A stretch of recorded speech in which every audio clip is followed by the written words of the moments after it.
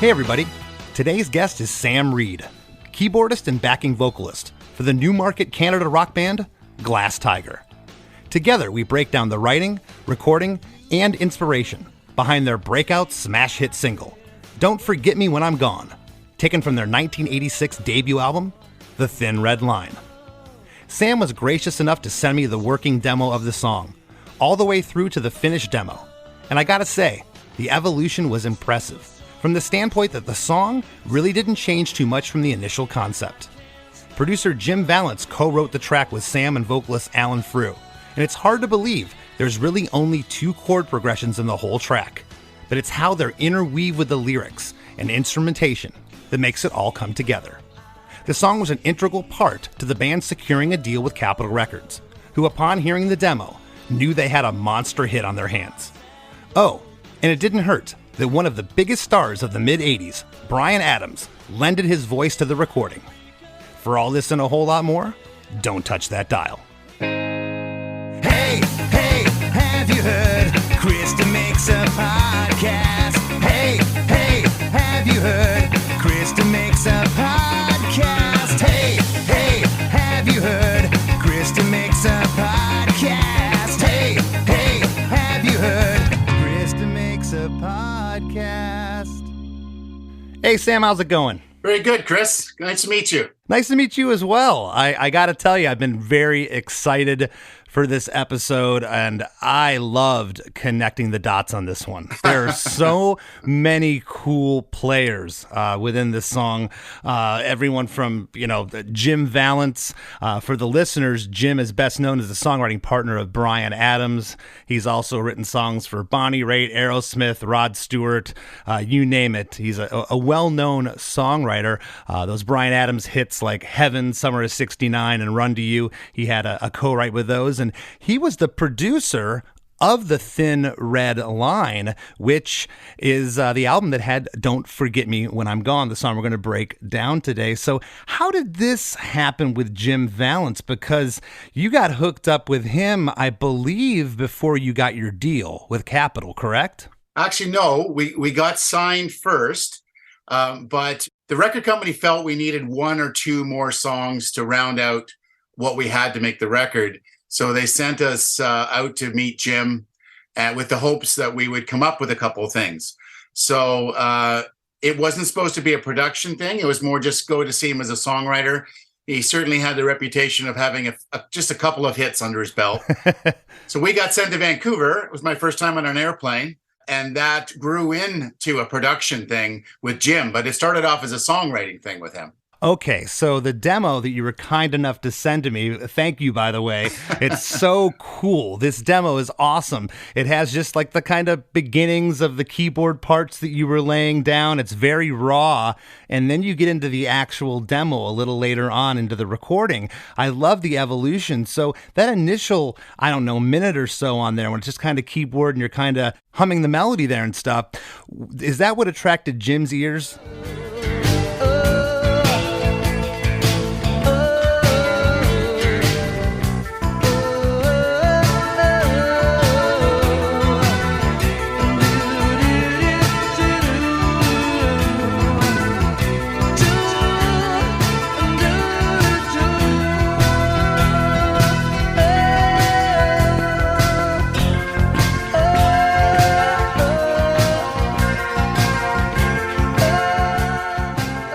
So basically, when we walked in the door, the first thing that Jim, his approach, of course, he doesn't know us, so we don't know what kind of a gentleman he is and how this chemistry is going to work. We don't know anything. Yeah.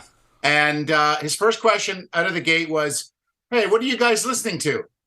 And we're like, oh, well, Tears for Fears. I love, we were like rhyming off stuff. And as we're talking to him, he's going through a drawer of albums. And just to get a feel, he's like, well, let's listen to some of those things. Is that what you love? And I said, yeah, I love Tears for Fears. I love Depeche Mode. I love...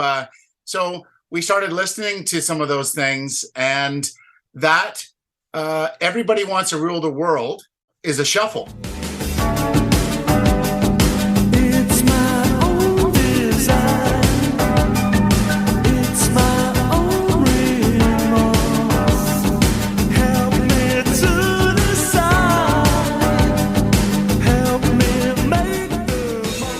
I said to Jim, I love that shuffle feel. And his answer was, we haven't had a shuffle in a while. Let's go for a shuffle. And that's what led us down the road to the shuffle. That is awesome. And I'll tell you, this song has that same type of swing and swagger that Everybody Wants to Rule the World has. It's so danceable. If something gets me moving, I'm not a dancer, and I'm sitting here, I'm telling you, I listened to this song a million times the past couple of days, combing through it, and it just, every time it gets me moving, it's got such a great groove to it. Shuffle is a very unique thing. And again, like I said, with Jim, it's like he's trying to think, when's the last time, other than Tears for Fears, when's the last time we heard a big shuffle on the radio? And it's like, yeah, it's time for another one of those. So that's, and of course that was an influence, and that led us down the path of that little groove that you hear is basically Jim firing up the Lindrum in a shuffle pattern, and then we're just vamping to it. And back then, in those days, I'm dating myself a little bit because we used cassette tapes.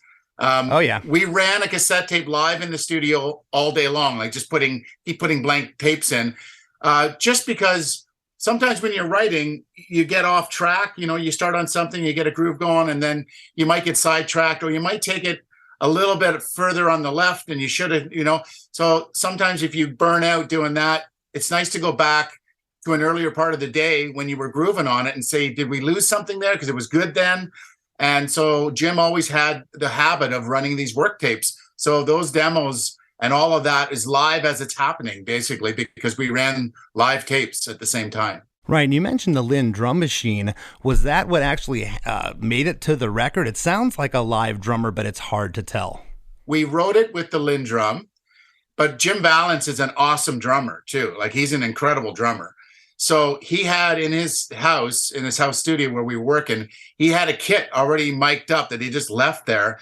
So before we left there, the demo that I sent you is actually Jim playing drums. Oh, wow. And then the album, as it's released, the master was the live drums. It was a live drum kit. So it started with Lynn drum, came live with Jim Valance, and then live with our drummer. It's great, though, because, it sounded like a live drummer to me, but there's parts where the fills almost sound like they were copied from what was programmed. It gives it that I'll call it the 80s feel, but it's great. So if you were to listen to, and I've heard many of the Bryan Adams demos with Jim, if you listen to the demos that the two of them worked on and wrote together, it's exactly like a Bryan Adams album. Every fill, like Jim is meticulous with this stuff, and the feel and the fills and all that stuff, that's very much Jim Valance. And the rule is, if it's not broken, don't fix it. Yeah, well, the initial idea on that demo, it's almost identical lyrically, and the arrangement down to the key changes at the end. Of course, there was no horns on the demo that you sent me. No live horns, but the key changes, everything. I was like, wow.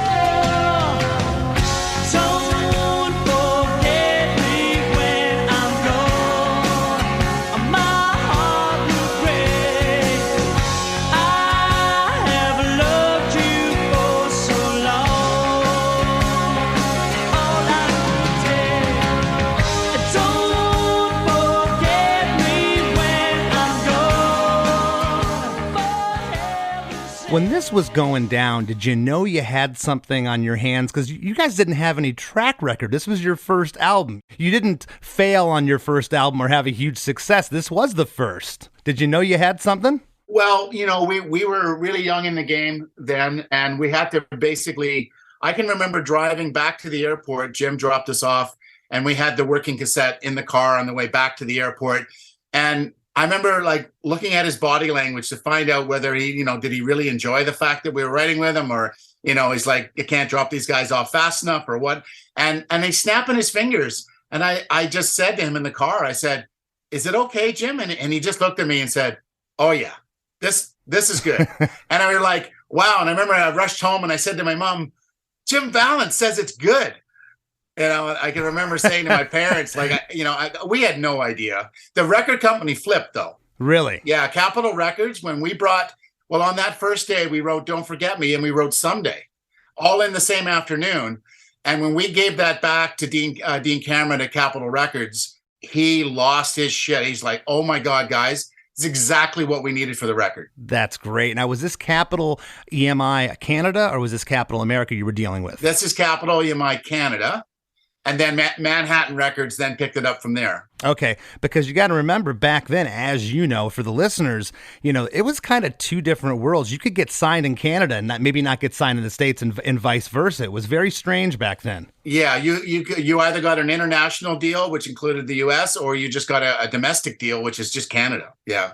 Yeah, and a lot of times if it, when gangbusters in Canada, you get picked up in other territories. But in this case, it sounds like everything kind of came together for you guys based on this song in particular. Oh, yeah, for sure. This definitely opened some doors. And at the time, Capital EMI, they had a new label in the U.S. at the time, Manhattan Records. And they had a bunch of labels, like they had blues and they had, I think, Bobby McFerrin, and they had some other artists like that. But they didn't have a pop band on the roster. So the timing of us coming along and that song coming along was fit perfect with Jack Satter at Manhattan. He's like, we're going to run with this. And they did such a great job marketing that in the U.S. for us. That's great. Well, like I said at the top, I loved connecting the dots here. Just so many players from my childhood. I was one of those guys that read every liner note. I memorized everything. And, the backing vocals on this record, Mark LaFrance. And Mark sang on just about every hair metal record I grew up listening to. Yeah. All those Loverboy records and everything. And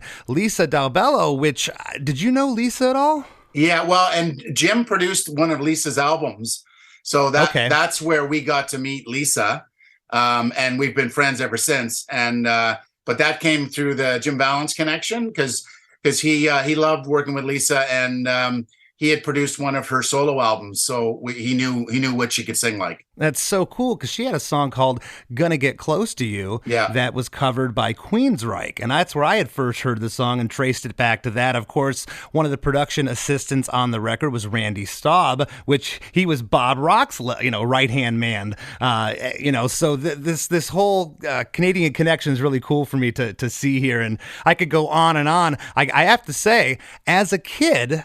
And I was wondering why. I'm like, wait a second, they're Canadian. I always thought and assumed you were an English band or a band from the UK, which kind of makes sense now because Alan Frew, your lead singer, is Scottish and Canadian. He still has a very pronounced Scottish accent. Very much so. And in the early days, we were, I think when you're an unknown band and you release stuff, the immediate thing is people will try to compare you to something they know. And we used to get, they sound a little bit like U2, or they sound a little bit like Big Country, and we definitely had a little tinge of rightfully so. I mean, I'm a first generation Canadian with Irish background. Alan's right off the boat from Scotland, but we all grew up here in Canada, and so there's very close ties to England and Ireland for sure, in Scotland. That's very cool. And I have to say, total props for you guys still playing the songs in the original key. A lot of the older acts just don't do it, and I'm so impressed by that. I think it's Alan's point of pride, because we're aware of a lot of artists that, and some, if you have to do it, you have to do it. But he's very proud of himself, and often on stage he'll look back at me after he hits a note, and the audience won't see it, but he'll look at me going, "Hey, not bad, hey, not bad." So he's quite happy when he hits. And then he'll say to me, why did I fucking write these songs in such a high key? We wrote them when we were 24, Alan. I know. No, that's great. I totally love that you do that. And, sometimes I hate my ear. I feel like it's a blessing and a curse because I go see bands and I'm like, oh, it's dropped a key. I can hear it. Right. Most people can. It doesn't matter. We're talking some nerd stuff right now, but I love that you guys do that. I want to jump into the track right now if we can. Yeah. The song's 4 minutes and 8 seconds. The intro is this nice little drum fill, followed by a quick row of the guitar and bass. Straight into drums, guitars, bass, keyboards, shakers I'm hearing, and horns playing over the pre-chorus chord progression.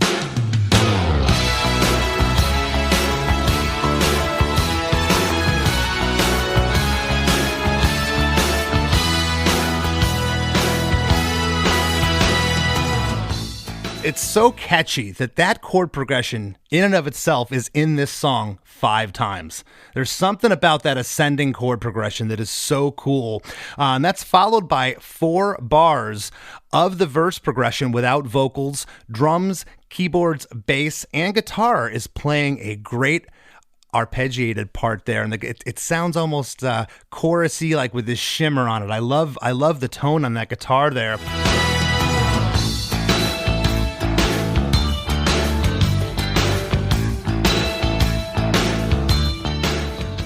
Rockman. Yeah, it's Rockman, huh? Rockman. That is so great. Well, halfway through here, there's also one of the first hooks in the song. It's that guitar part that goes, no, no, no, no. Right. You know, and that's in there a lot, and it's in here in the intro, and it's great. And then we get into verse 1, and I don't consider this whole part the verse. I'm calling the first 2 lines the verse, and the second 3 lines the pre-chorus.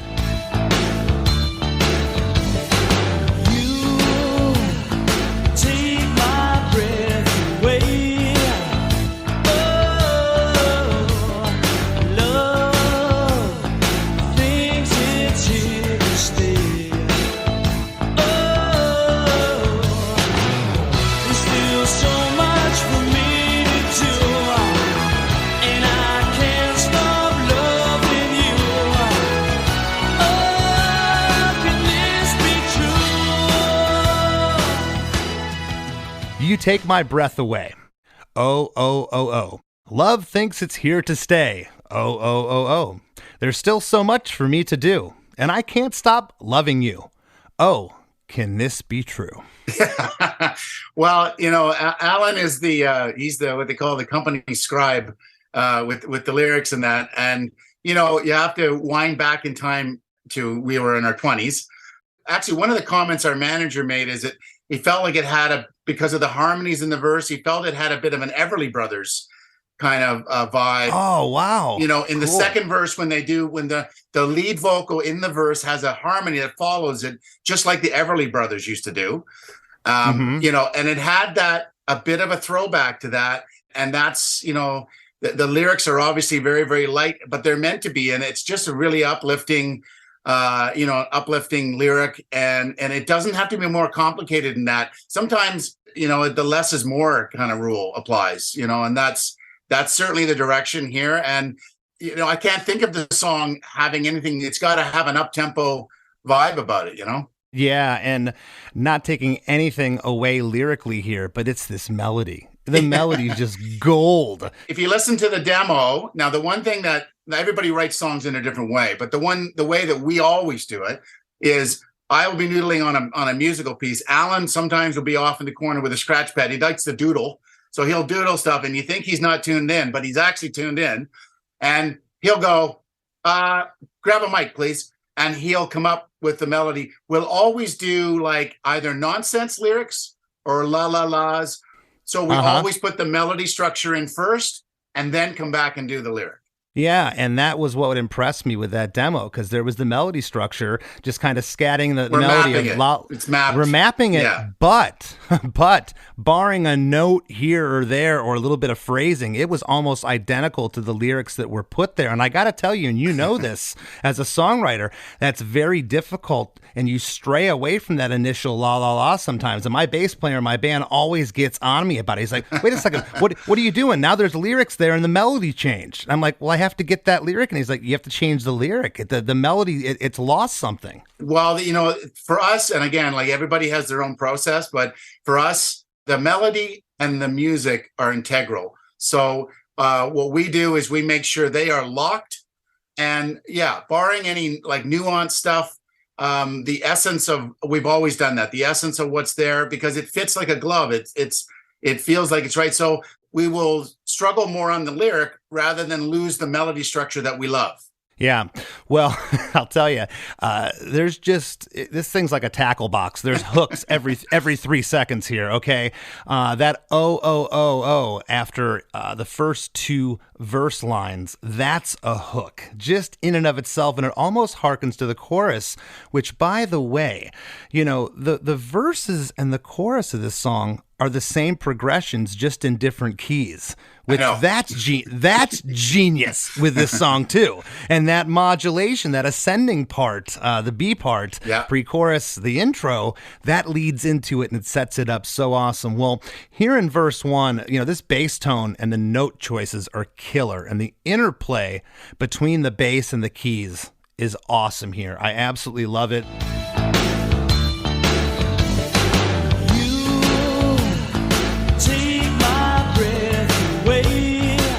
DX7. Yeah. DX7 pick bass. Yeah. Yeah, it sounds great. The line, love thinks it's here to stay, that right after that, there's a guitar and bass that happens again. Again, a hook within the verse.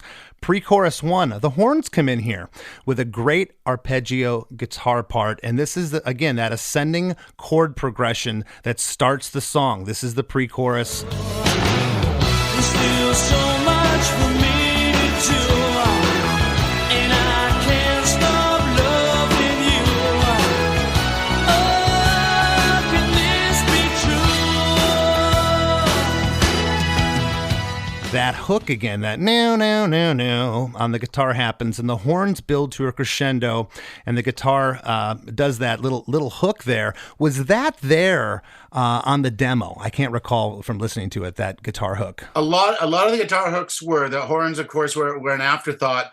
After I came home with the demo, I was playing around with it here and on a keyboard horn patch, and I don't know what, something come over me, but I called Jim and I went, "What about horns?" And then Jim and I wrote the horn part together after the fact. So that was something that we did after the demo, and we bumped the tempo a fair amount from the demo to the album.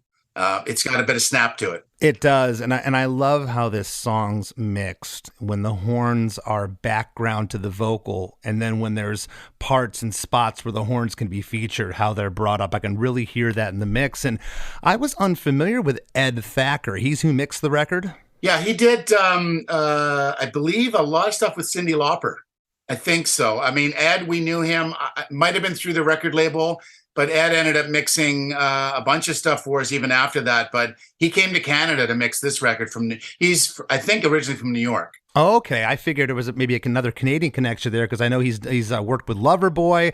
He's also worked with Psychedelic Furs, Cyndi Lauper, as you mentioned, and Icehouse, an awesome Australia band. Yeah, Ed's great. It was so much fun working with him, and that's the first time I've ever, like, the whole process is new, not only from the writing, but when we started recording the record, I was Jim's shadow for the whole record. So I just would just hang out as much as I could to watch how. And Randy Staub, who you mentioned, he was the T-boy. He was running for T back in those days. So he was a newbie. But I'll tell you, we saw the greatness in him back then. He knew the console better than anyone. We'd often come in the middle of the night and start working. He hadn't been home, and he had the SSL console, like, falling asleep. He had that thing down. You knew he was set up for great things down the road for sure. He was, even though he was only kind of, assisting, but yeah, I'm not surprised he went on to bigger things. I love stories like that. It reminds me of Jerry Finn, who's no longer with us, but Jerry was Rob Cavallo's right-hand man in the studio. Yeah. And he was just kind of like the not even the second, he was like the third engineer, and they couldn't get mixes right for the first Green Day record, first major label record. And Jerry went in and did the mixes, and bang, his career took off after that. So I always love that. It's those guys you don't think are paying attention. They're just, that's just the T guy. No, he's got his eyes on everything here. Yeah, for sure. Someday you'll be shedding your tears to cry over me.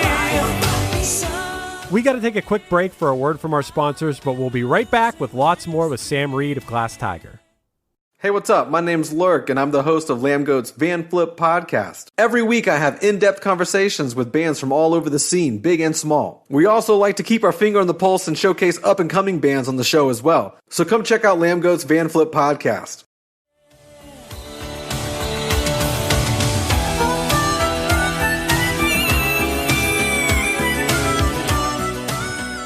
And now, back to the show. Verse 2 happens right after pre-chorus 1. If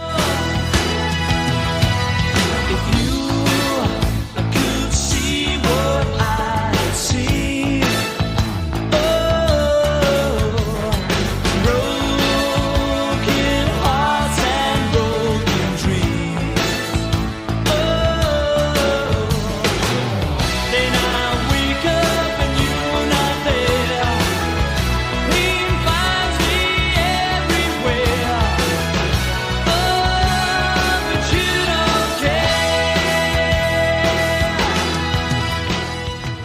you could see what I have seen, broken hearts and broken dreams. Right into pre-chorus 2. Then I wake up and you're not there.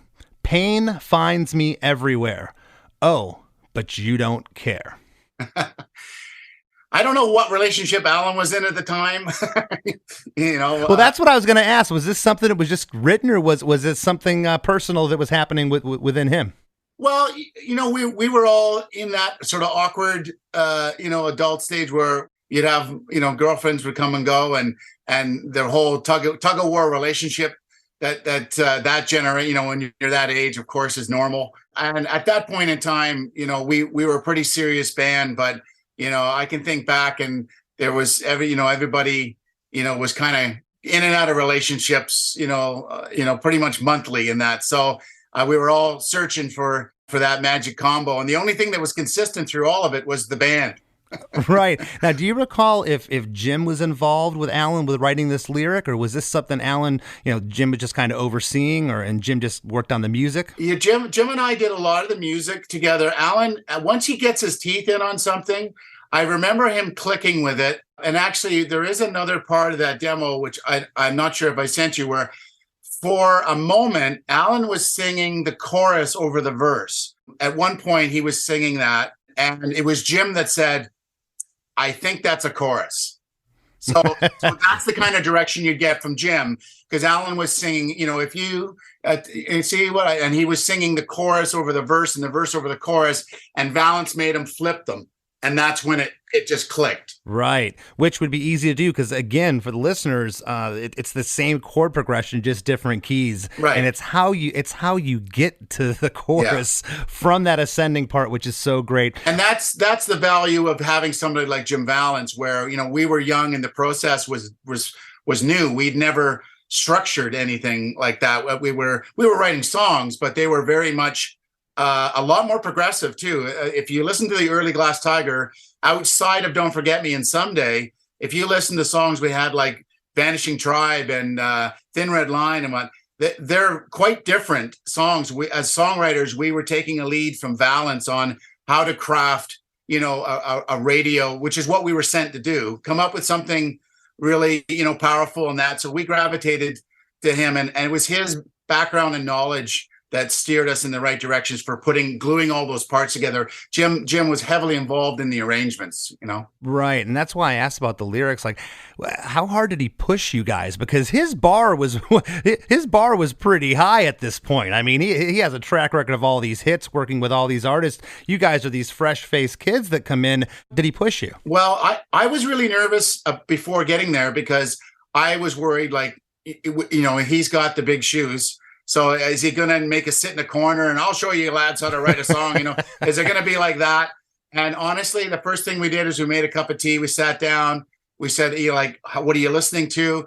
He made us welcome from the first second, and all of those fears went away. And at that point forward, you forget how many hits this guy's written, and you're just a bunch of guys writing songs. That is great. Well, verse 2, you get your first harmonies in the song here on both lines in verse 2, and horn stabs come in here on the word you, seen, broken, and dreams. Again, another hook that just happened. Those little flourishes, those little horn stabs really make it. I love the harmonies here too, Sam, because they're subtle. They're not these big, huge harmonies. They're very subtle. You get those O's after each verse line again. At the second line of the verse, that guitar and bass happens before we get into pre-chorus 2. Pre-chorus 2 on the last line on You Don't Care. It's half melody and half harmony. What I mean by that is on like You and half a Don't, it's singing in unison. But then on Care, you hear the harmony. I love when things like that happen.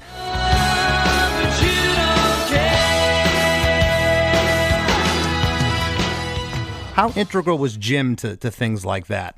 Alan, for instance, I mean, as a singer, he will pull harmonies out of thin air. He's very and a lot of times that's Alan singing his own harmonies in a lot of cases there. He's just got an internal sense of which notes and that. But Jim and even myself, even though we're not singers, we'll often play a line, pick notes, and we spend a lot of time crafting the harmony structure And sometimes, you try to avoid those unisons, but sometimes it's just the right thing to do. And in that case, it just seemed like, and we needed a break. That's the Everly Brothers verse. That's the one that had the matching harmonies, and it just felt like it needed the unison on that. So it ended up, that's what felt right. You're in your gut, You took the words out of my mouth. It's how does it make you feel? Yeah. It doesn't have to be all harmonized. If it feels good, and that feels great. At the end of that line there, you get a horn build up to that crescendo again, and that guitar hook, now, now, now, now, happens before we get into chorus 1, which, this song's moving, but it's 1 minute and 30 seconds in the song before you get the chorus. But everything is so familiar about it. Again, that progression in the verse, that when it hits this chorus, in that ascending part here in pre-chorus, too, before we get to the chorus, there's that E7th chord that then lifts to the F major. It's such a great lift. Don't forget me when I'm gone, or my heart will break. I have loved you for so long, it's all I can take. I got to ask you, this part, it's either like low key pads or horn pads, or is it vocal pads that are happening in the chorus, or something humming really low there? I don't remember putting any pads in this song. I think the only relationship is that when there's a real bass playing as well as a DX7 bass. Like I'm actually mirroring a lot of the bass parts. So it does kind of thicken up the bottom end. Yes, then that's what I'm hearing.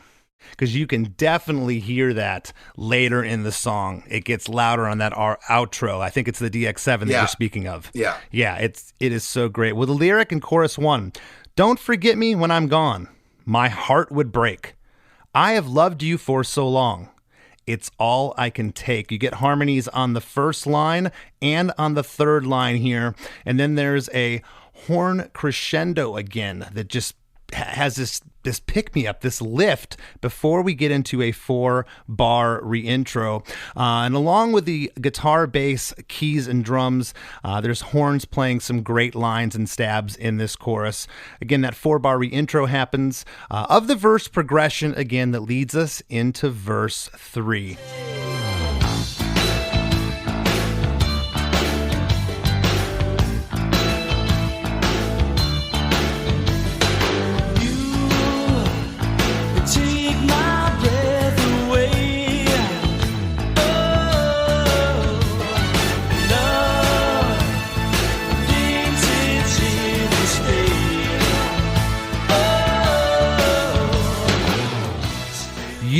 You take my breath away. Oh, oh, oh, oh. Love thinks it's here to stay. Oh, oh, oh, oh. Still so much for me to do, and I can't stop loving you. Oh, can this be true? This is the same as verse 1 and pre-chorus 1, which if it's not broke, don't fix it. I'm assuming That's exactly it. This part's almost like a chorus in and of itself. Why change the lyric? And it just felt like it deserved another, like a reinforcement to bring it back again.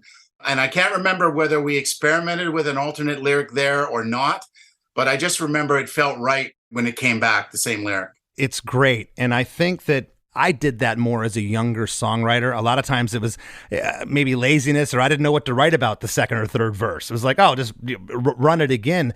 But it has to be stated that sometimes that's the right move to do. Yeah, and that's a judgment call, obviously. But the one thing you have to allow yourself to do it if it feels that it's right, instead of saying, oh, that can't possibly be right. I got to jam more lyrics into this.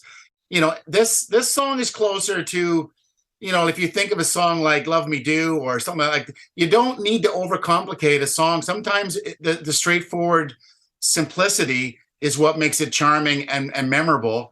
Balance would often talk to us about songs and hooks, and his term was, what can you put in your pocket kind of thing.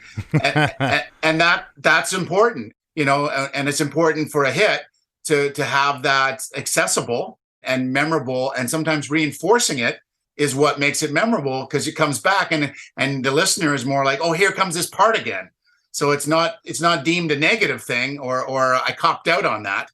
It's really the right thing to do. Yeah, and you said simplicity. There's something about just having 2 chord progressions, and the chorus and the verse are in different keys, and you have that ascending part. It doesn't meander off into some bridge part. I mean, I've broken down songs. We've all heard songs that have 10 different progressions in it, and that's great if it works for that. For this, it is just, it's perfect the way it is. Verse 3 on the second line, love thinks it's here to stay. A new horn part does some cool swells here on that line. Again, you get that hook, that on the guitar and bass before it sets up for pre-chorus 3. Still so much for me to do, and I can't stop loving you. Oh, can this be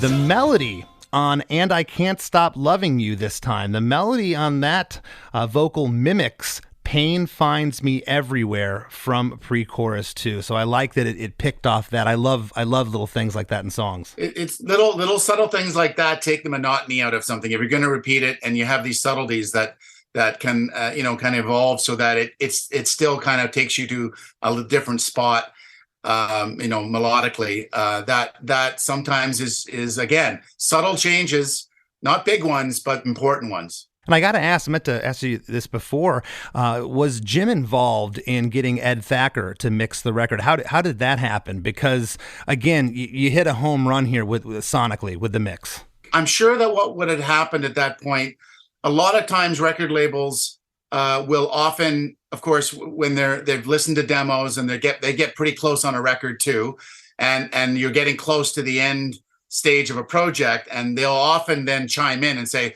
okay, who's going to mix it?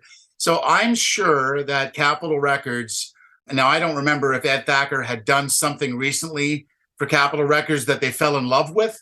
And a lot of times that'll happen where, and even on subsequent albums we did for Capitol Records, they would often give us a list of 3 mixing engineers that they absolutely love. But a lot of times the labels will love them because they did the last 3 things they had success with. So yeah. I'm more inclined, to me, I don't really care what somebody's done, but are they a good fit? And do they add to the project and take it to the next level is more important than if Thacker mixed a Cyndi Lauper record that did well, doesn't necessarily make it a perfect fit. But in this case, obviously, he had a flair for this, and immediately, when you start working, we've had other engineers mix things and we just go, no, that's not it. Yeah. That's such a great point that you made. Just because somebody made something else sound good, you don't realize how much it is the artist that shines through. You can't save anything in the mix. We'll fix it in the mix. No, you can't. Well, typically you can't. I'll tell you, Jim Valens, as a producer, as a songwriter, he's meticulous, but as a producer, he's even more meticulous. The president of Capitol Records in Canada, they're used to giving you a budget. You go make a record, you come back, and at the end of the process, I don't think any record is either on budget or under budget. It's always over, right? And I can remember Dean Cameron saying, because Jim is that meticulous, oh my God, he is bang on. Everything is on point. I've never had a producer bring me a record that was right smack on budget. It's a funny little story. We worked for a little while on that record in a studio in Morin Heights north of Montreal called Le Studio, and where lots of big artists have recorded. And in that studio, they used to have, while you're working during the day, they used to have these plates of fresh cookies all over the studio. Well, we didn't realize you were walking in and out of the mix room and whatever like that, and everybody's grabbing a cookie. At the end of the 2 weeks in the studio, we got a cookie bill. And the cookie bill was I don't know, a few $100s or something like that. And Valens, because he hadn't figured on it, he was so upset about it, he called the record company and said, I'll pay for the cookies. Because he didn't want to go over budget. He didn't want it to reflect, because he had everything right to the point, and the cookie was going to push it over. That is awesome. Well, chorus 2 is the same lyric as chorus 1. However, on the second line, ooh, my heart would break, we get a cameo from our friend Bryan Adams. Don't forget me when I'm gone.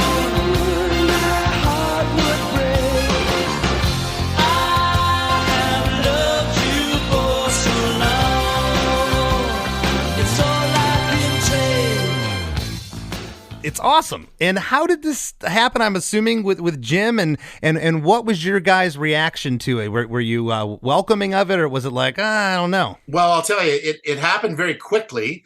Like, we didn't plan it when we wrote the song. We didn't have the thought process like, oh, we'll ask Brian to sing in this part. None of that came into factor.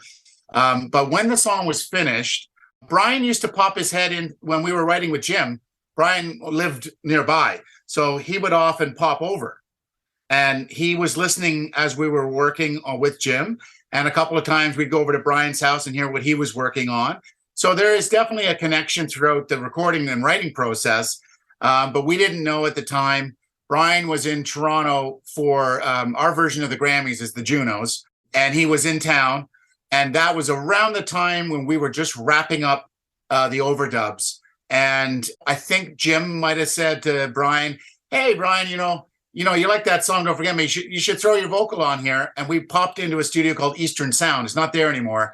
And on the day he was going to the Junos, and literally had a beer in the studio, and he's like, yeah, I'll sing something. And just threw that on there quite haphazardly, really. That's great. Well, I just remember as a kid hearing it, he had an unmistakable voice. Oh, it's Brian right away, for sure. Yeah. And it's just like, whoa, what is this? And it just added another hook and another quirk to an already awesome song. I love that. It's cool how that came about. Well, he just sings on that one line there, and he comes back a little later. The bridge, which really isn't a bridge, it's another 4-bar verse progression re-intro without vocals. At the end of it, you get that bass and guitar before pre-chorus 4, which is the same lyrics as pre-chorus 2.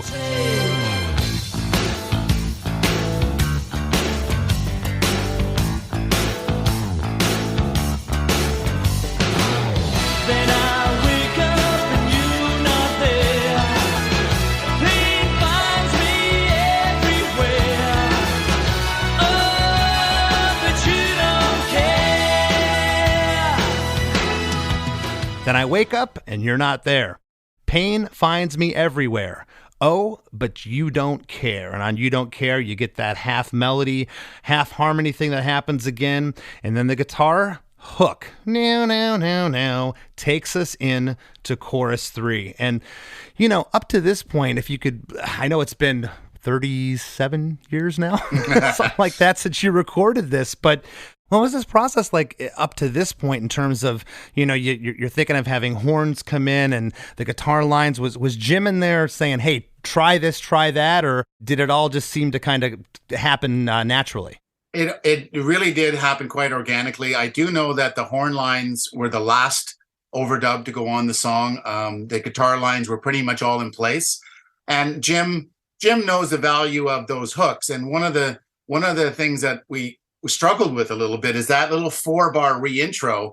We didn't understand it either, but we needed it there to do the room. Like, if you take that out, you don't get that. Yes. So you need that to set up the guitar slide thing. And I think it was too much of a hook for Jim. So it's like, screw it. Let's just put the 4 bars in there. We can do it. So it's funny because when we play it live, we often feel like, why did we just put 4 bars here?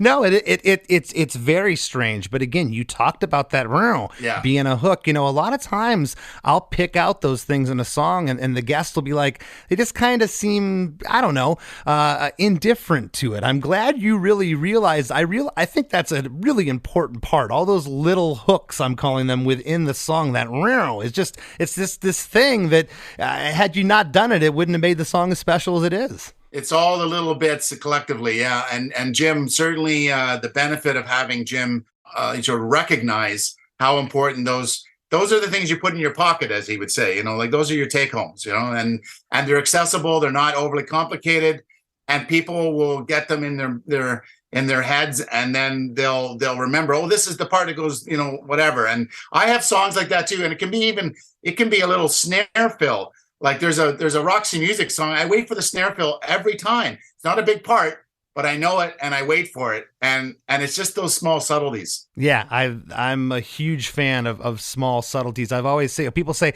what makes a hit? And you really can't define it. It's just, I always say it's how it makes you feel, and it's the sum of its parts. And there's just so much little things in this song that add up to the sum of the whole. It's great. Well, we get our first double chorus in the song. Don't forget me when I'm gone. For heaven's sake, I have loved you for so long. It's nothing wrong. So don't forget me when I'm gone. My heart will break. I have loved you for so long. There's nothing wrong.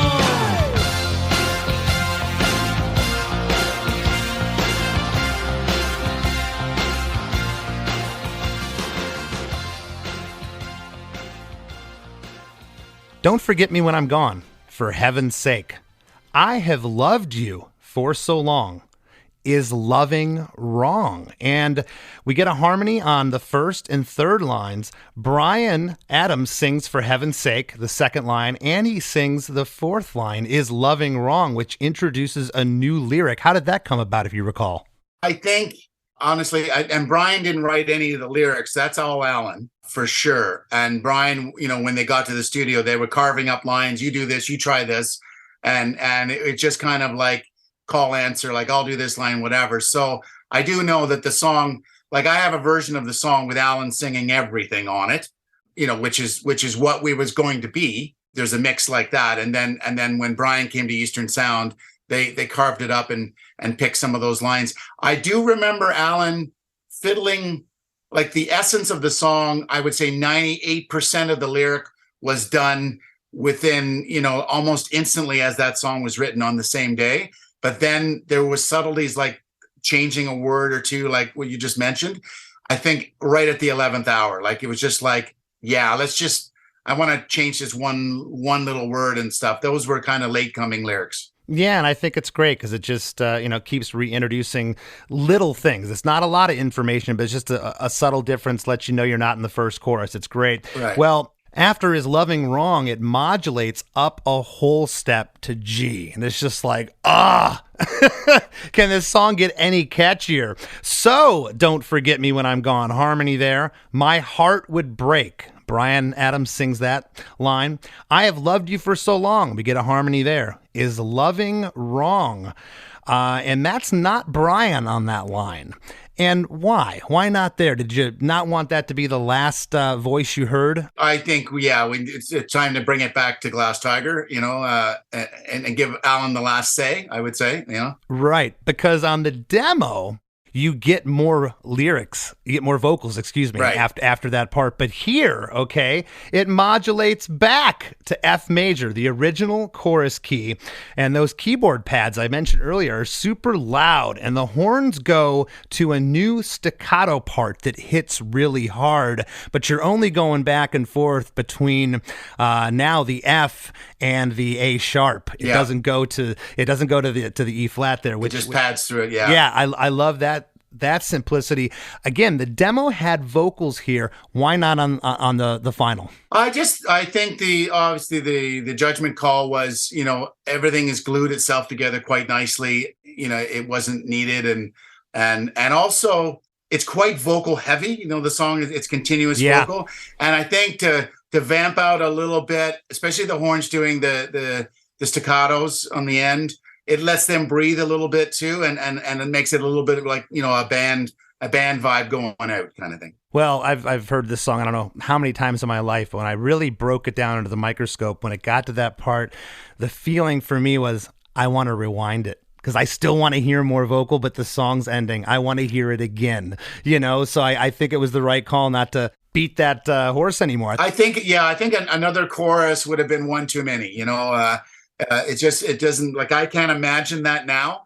Of course, after 30 years, it's ingrained. But the one thing I do know is and you were mentioning, and I'm flipping all the way back to the beginning of the song, but it just made me think of when we did our radio promotion in the US, we went through every town, every city to meet all the program directors. It was one of the things that the president of Manhattan Records insisted on because we're a new band. And I remember, and I think it was a big, I don't know if it was Rick Dees or it might have been a guy named Redbeard. And massive, like, you have to talk to this guy kind of thing. And I remember him saying, you know what I like about this song? I come in the morning and it sets me up. So that ba-da-da-da-da, you might as well have trumpets going off. And I think the disc jockeys enjoyed playing it for the setup, and it fit perfectly with their mornings. And a lot of them would say to us, it's like you designed it for radio kind of thing. And that was one of the things. Of course, I wasn't thinking of that at the time, but that's a happy accident, you know? Well, I'll tell you, it's the perfect pop radio arrangement, everything about it. It's so catchy. And this has been an absolute pleasure to get to talk to you and break this down, Sam. And before we leave, is there anything you'd like to leave the listeners with, what you got going on and what the band has coming up? Absolutely. And thank you for such an in-depth interview. I don't think that's ever been done on certainly to that. And you're well-researched, and, it makes you think, oh my God, thinking back, that's why I like having those demos, because it reminds me of the, when it was happening and what we were thinking about. And, but here we are, and coming into 2023. And all I can say is that we're still a very much active band. We, with the exception of COVID, of course, we were on a really lovely little, 3 to 5 year window where we were just enjoying touring. We had got down into the US. It's a tough thing coming from Canada. You need to glue a lot of stuff together to get down back into the US. But we get so many fans writing us through our social media. Come to Atlanta, come to Texas, come to Florida, and we're hoping that there'll be more of that in the future. We continue to play across Canada and into Europe, but we love coming back into the States, and definitely keep watching for us. And we've got some new stuff. We have a Christmas album. That's our COVID contribution. We have we did a Christmas album after 34 years. Was that Songs for a Winter's Night in 2020? Yeah. Okay. It started off as a cover album, and we couldn't agree on it. So we ended up writing all those songs with exception of one, which is a Gordon Lightfoot song. So now that we toughed that out, I'm actually quite proud of, because we'll never do another one. So that's the Christmas album. There you go. One and done. Yeah. I like it. Yeah. All right, Sam. Well, thank you so much. Thanks, Chris. Cheers.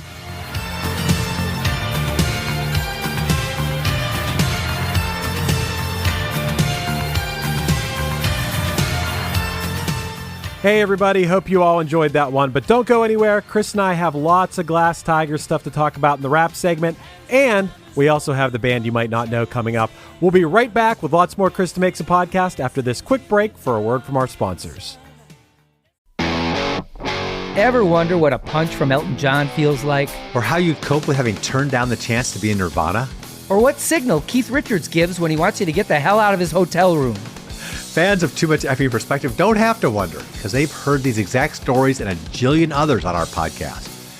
I'm Alex Hoffman, former tour manager for Radiohead. And I'm musician and comedy writer Alan Keller.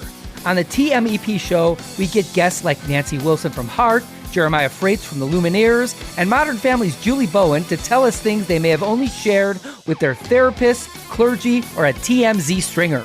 So join us on Too Much Effing Perspective. That's EFFING Perspective. The only podcast you crank up to 11. As we near the end of the show, here's a band you might not know. Welcome to this week's Band You Might Not Know. If you'd like your band to be considered for Chris DeMakes a Podcast, all you have to do is email your best song via MP3 only and a short bio to bandyoumightnotknow@gmail.com. This week's featured artist is Half Built Homes, a punk rock band from northern Indiana, consisting of Matt on guitar and vocals, Ryan on bass, and Austin on the drums. Be on the lookout for their upcoming debut album. Here's a snippet of their song, The Ones We Know. It's crazy, the time that we lost, dwelling on things we don't love. And maybe we're only half dead, we still have a chance to reset.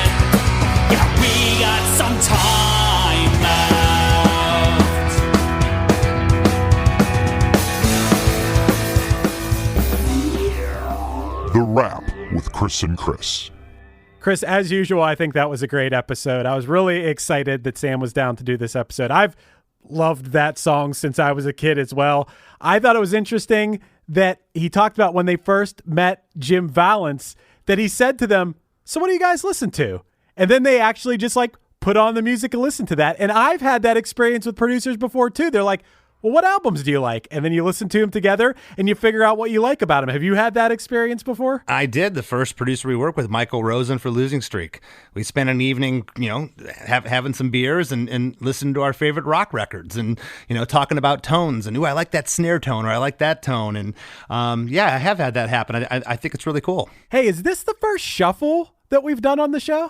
I think so. Maybe we've done other ones, but man, this song just it gets me moving. It just there's a swing here to this that's just so undeniable. Yeah, gotta love the shuffle. I didn't even really think about, for some reason, I didn't think about the fact that this is a shuffle, but of course, and then you have Everybody Wants to Rule the World, one of the ultimate shuffles, and of course, Toto Rosanna, another amazing shuffle song. It's like, man, we need more shuffle songs. I guess maybe he alluded to the fact you can only have one every once in a while. That's what Jim Valance said. Like, well, yeah, there hasn't been one in a couple years. There can be one. Yeah, no, it's great. And that definitely makes this song what it is. And when he mentioned that Tears for Fears track, I immediately went, yeah, I can. It doesn't sound anything like the song except for the feel of it, that shuffle thing. It's really cool. I thought it was cool that he said that, he had the tracks back and he was playing around with some keyboard stuff, and then he patched in a horn sound, and then he called Jim, was like, what about horns? And I think that's such an important part of this song too, that adds so much to this song. All about horns and how they can be incorporated in a song and just take it to another level. I think that's one of the main hooks. You were talking about, that little is a hook, and there's just non-stop hooks, but the horns are definitely one of them too. Yeah, the horns are executed masterfully on this. They're so good. The way that the Ed Thacker, who mixed the album, when they're supporting parts, they're back behind the vocal, they're still there, but when they're by themselves, they're pushed up in the mix. I can feel that. I can hear that. It's such a great layer of depth with the horns. Something that he said that I was like, man, I can relate to that so much is when you were asking about the lyrics of the song and were they from personal experience or were they just some lyrics, he was talking about how everybody, when you're in your early to mid 20s, everybody in the band was just in and out of relationships, and the only thing that was consistent was the band. And I feel like that is, like, I think about all these like relationships me and my bandmates had back then. All those people are basically strangers who we dated, but the band stayed consistent, and then you draw inspiration from those experiences. I thought that was cool to hear him say that. Yeah, it's amazing. I mean, even beyond love relationships, just friendships of sure. Male or female friends that you've had over the years. They come and go, but the band, hopefully stays a tight unit, even though everyone is crumbling around you, so to speak. Yeah, it's cool that you can be with your buds. I know I've had that experience. You're going through a hard time, but hey, you're in a van with your buds and you're going to get through it. I think that's a cool thing to think about. For sure. You guys talked about how the song, I think of this song as there's so much going on, but like you said, it's just a couple different parts. There is a straightforward simplicity, and Sam talked about that being something that made the song charming. And he also talked about how reinforcing a part makes it memorable. When you guys were talking about, well, how would you say it? If it ain't broke, don't fix it. A little bit louder and a little bit worse the second time. You know what I'm getting at here. Repeating a verse. Yeah, well, this verse, again, it's almost a chorus of itself. The chord progression is the same as the choruses. I can't stress enough, just those little things in the verses. When you get to that second verse, why change it? It was perfect as is, and saying it again is great. No one's going to mess it up live. They've already heard it once, so they're going to sing it right.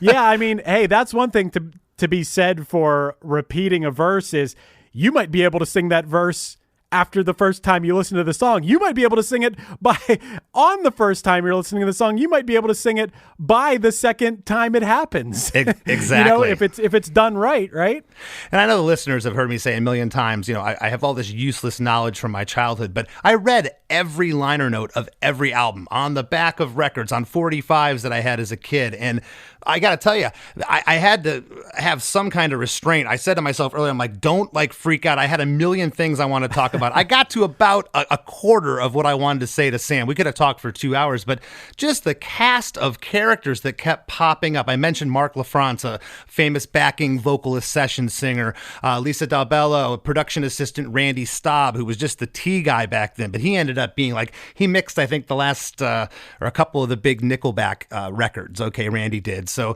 he's as big as they get right now, but it was just player after player I kept seeing here, and it was just so cool. And then, of course, the Bryan Adams cameo, which just made this song. It was undeniable, that voice when you heard it. Having a Bryan Adams cameo now would be a big deal. Having a Bryan Adams cameo at the time this song came out is like, you don't get much bigger than that. That is such a huge, like, oh, is that Bryan Adams singing in this song? Like, oh, okay, I guess he was just hanging out, having a beer, singing a few lines on our song. I mean, hey, the song on itself stands on its own, but having Bryan Adams sing a little bit on it, it can't hurt, right? That's right. And speaking of useless knowledge, Chris, I can't think of a better place to hear useless knowledge than the after party. Yeah, that's right. And speaking of things that can't hurt, it can't hurt to subscribe to the Chris DeMakes a Podcast supporting cast. Not only do you support the podcast, but you also get a weekly bonus episode of the After Party podcast, plus a giant back catalog of it.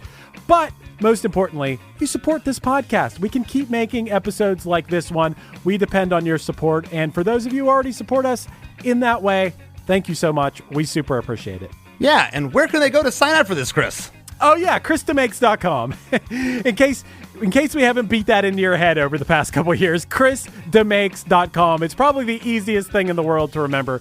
ChrisDeMakes.com is where you can sign up for a few bucks a month.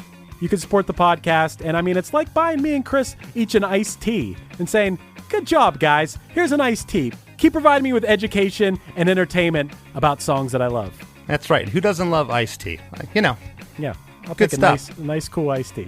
And hey, if you haven't joined the Chris DeMakes a Podcast Facebook group, please do. It's a lot of fun. Over 4,500 active members and counting. It's a great time. So please join us over there if you already haven't. And give me a follow on Instagram at LessThanChrisD. Want to thank this week's guest, Mr. Sam Reid from Glass Tiger, for sitting in with us. And we'll see you next week.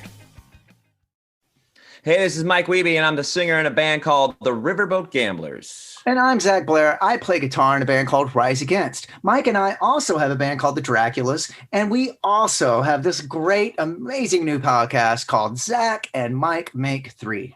Yeah, each week we're going to ask ourselves and we're going to ask our guests what 3 favorite things they are into at that moment or in their entire lives. And then we're either going to agree with them or we're going to make fun of them. And you're going to listen to it and you're going to like it, or we will make fun of you. How about that? I just flipped it on you, the person listening to this right now. But we're going to do it every week here on the Sound Talent Network. Once again, it's called Zach and Mike Make 3. Yeah.